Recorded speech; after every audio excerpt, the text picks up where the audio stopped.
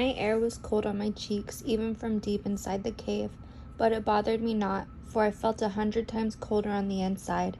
My heart was cold like ice, and I felt completely empty. I knew Sesshomaru was standing in front of me, but I had no words to say to him. What could I say to change what had just happened to me? Rin, Jockin will be staying away for the evening.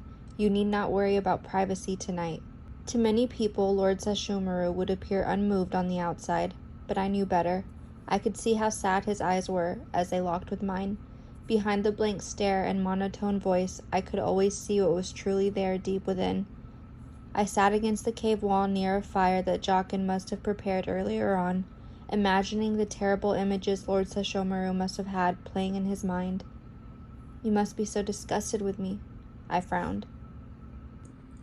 Sesshomaru let a flicker of pain cross his face, even if only for a moment. Why must you say things of that nature? I am not. I put my head on my knees, not wanting to look at him or hear him try to rationalize what occurred tonight. I was confused, angry, and sickened that another man had had my body. After a few moments of silence, I looked up to see him knelt down in front of me, just inches from my face. Ren, he did not take anything from you. I came for you before he could. If he had taken it, you would be able to tell. He looked away momentarily, seeming embarrassed, before quickly locking eyes with me again. So please, stop this nonsense. You are not disgusting, nor are you worthless. Even if he had taken what he desired, that still would not have been your fault. So please do not frown any longer, Rin. I am here now.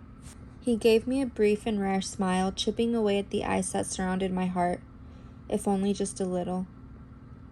I did not think you were going to come, I stated bitterly. I felt great relief from what he had said about me not losing my innocence. It was a great feeling to know I still belonged to me, and that my future choices could still be mine. Yet it didn't take away from how angry I was. All I could picture was Daku pushing me down to the ground every time I tried to get up. I am sorry for not being there sooner, Ren.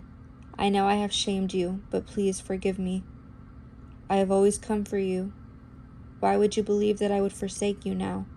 His tone was the same as always, but his eyes showed me the desperation that he felt. They were searching mine, looking for answers as to why I was behaving so coldly towards him.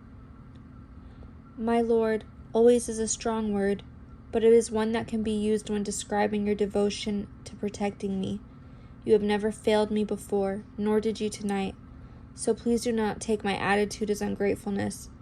I am happy that you came for me at all, but I realize that I have made a grave mistake in expecting you to always save me. Even now in adulthood, I don't hesitate to assume that you will fix everything. By now, I should be able to protect myself when need be. I know that it cannot go on like this forever. You must live your life, carry out your plans, and I should do the same. If I hadn't grown so accustomed to your protection, maybe I could have learned to protect myself now, and then I wouldn't be in this situation. Sesshomaru grabbed my hand tightly, causing me to let out a tiny gasp. There is no mistake in looking to me to protect you, Rin. My eyes stung, fighting off tears, and in that moment I wanted to curl up in a ball and let him take away all of my pain, but my pride would not let me do so.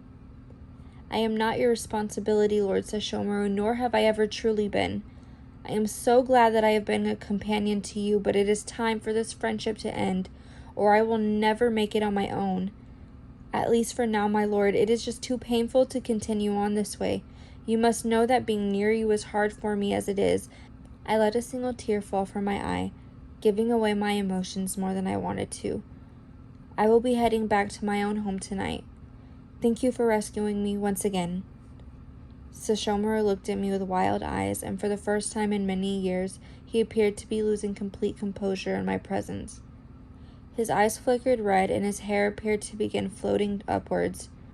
What foolish statements. You cannot go back there, at least not before I make the villagers aware of what hell will fall upon them should anyone go near you ever again. His voice echoed throughout the cave, though none of this caused me to feel fear. I knew he'd never hurt me, no matter what state he was in. In fact, his commands only caused me to be more angry with him. I was angrier than I had ever been at him.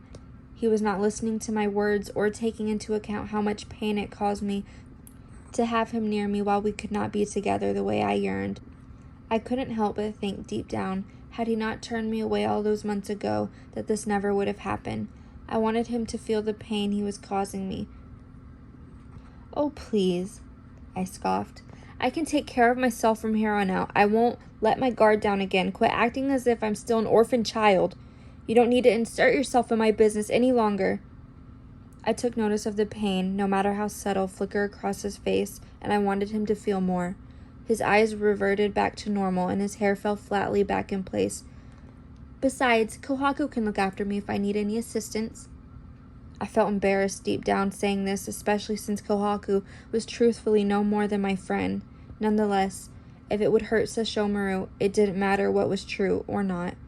I wanted him to feel tossed aside just as I had the day he dropped me off at Kaede's.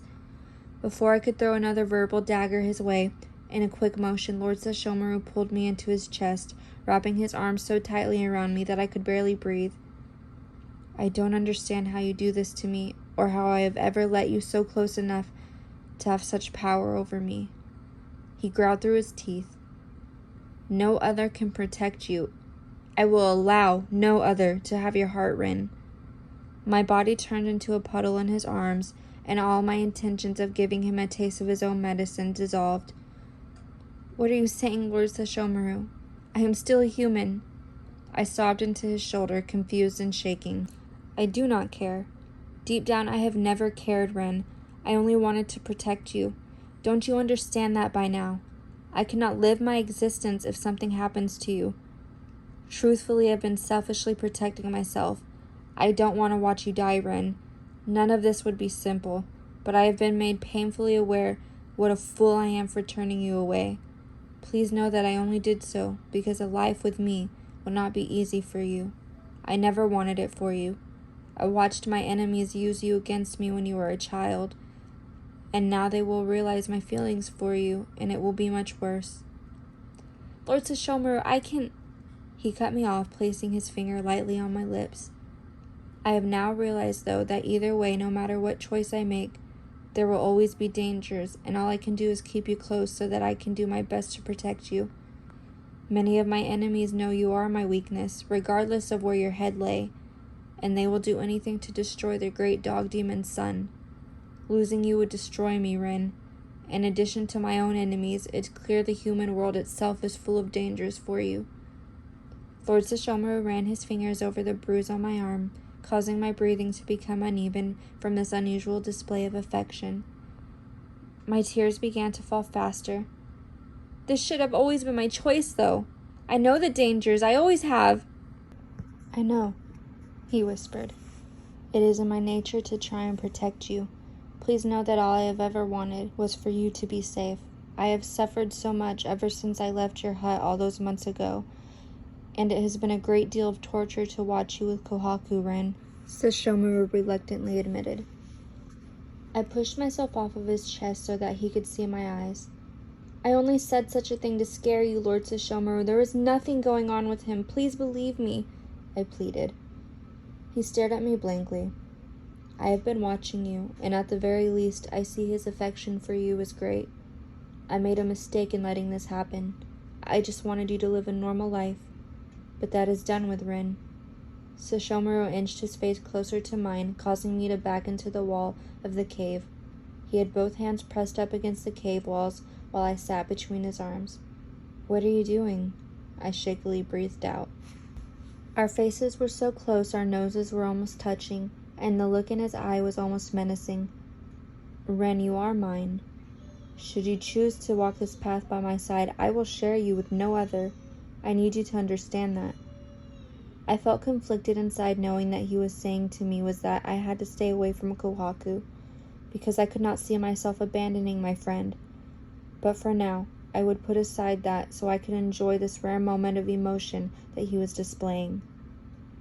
"If these are your true feelings, my lord, then say it." I never broke eye contact with him. I wanted him to know I would not back down. He backed away from my face just a bit, looking genuinely confused. "Say what, Rin?" I leaned in closer to him in response. "Sesshomaru, you must tell me how you feel. Say the word to make this real, for if you don't, then it never will be." He finally gave me a knowing look and cupped his hand to my cheek, his face as hard as stone. Rin, when you are not at my side, the flowers do not bloom. When I am away from you, I seem to lose my footing in battle. No other has ever or shall ever capture my heart. I will live a very long time, and I know that no matter what I do, I will have to lose you someday, and when that happens, I will anxiously await death, so that I can find you in another life. Because I, Lord Sesshomaru, son of the great dog demon, deeply love you, Rin.